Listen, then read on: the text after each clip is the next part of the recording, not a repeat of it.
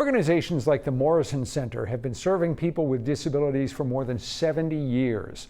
The center provides resources and programming for families across the state. And as Sam learned, it's going to take support from the community to keep Morrison's mission going.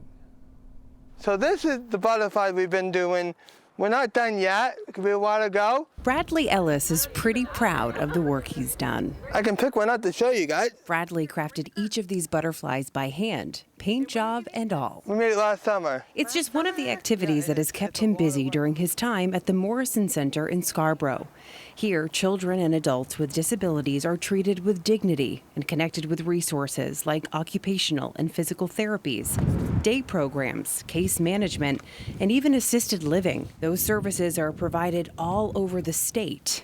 Emily Grassi lives in Carmel. Sawyer was missing out on the connection with the people around him because he just couldn't slow his body or his brain down. By the time Emily's son Sawyer was 1, she knew something was different. I could see how quickly his mind was working, and he was super destructive. By the time he was 3, Sawyer's behaviors were still causing concern. My kid just could not even slow down long enough to cuddle up to me, even after a long day where he's tired and he could really use just some downtime. Emily reached out to her pediatrician for guidance, but it wasn't until she was connected with a caseworker through the Morrison Center that she found answers. There were a lot of stops along the way on this journey and a lot of different professionals that weighed in and helped us kind of narrow things down to where we knew that Sawyer had ADHD before he got his formal diagnosis. That support is something the Morrison Center has been providing to families since 1951.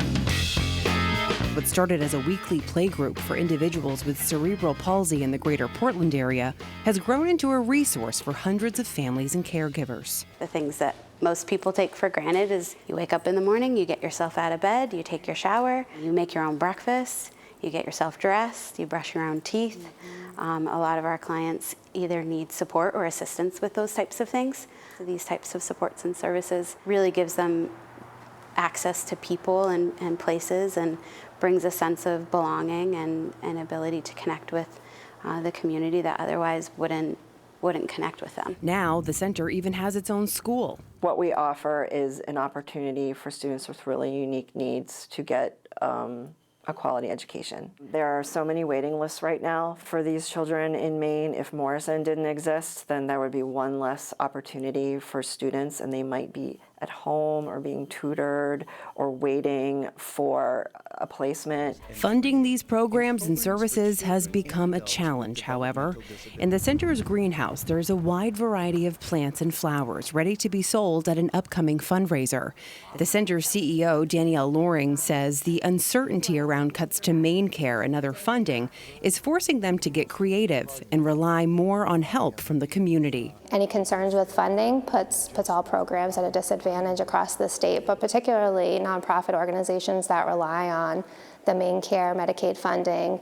It's destabilizing for the programs, for the staff, for the teams to keep everyone moving forward when they're hearing the budget cuts and the supplemental budget challenges. I'm so grateful that you've had an opportunity to meet Bradley, who is the best representation of Morrison Center. His life would be dramatically changed if he didn't have a place like this supporting him. Despite that uncertainty, those at the center plan to provide services for decades to come, allowing families like Emily's and Bradley's to breathe easier, knowing help will always be there. You asked how I would describe things before, and I said crisis, and now I describe things as cruise control.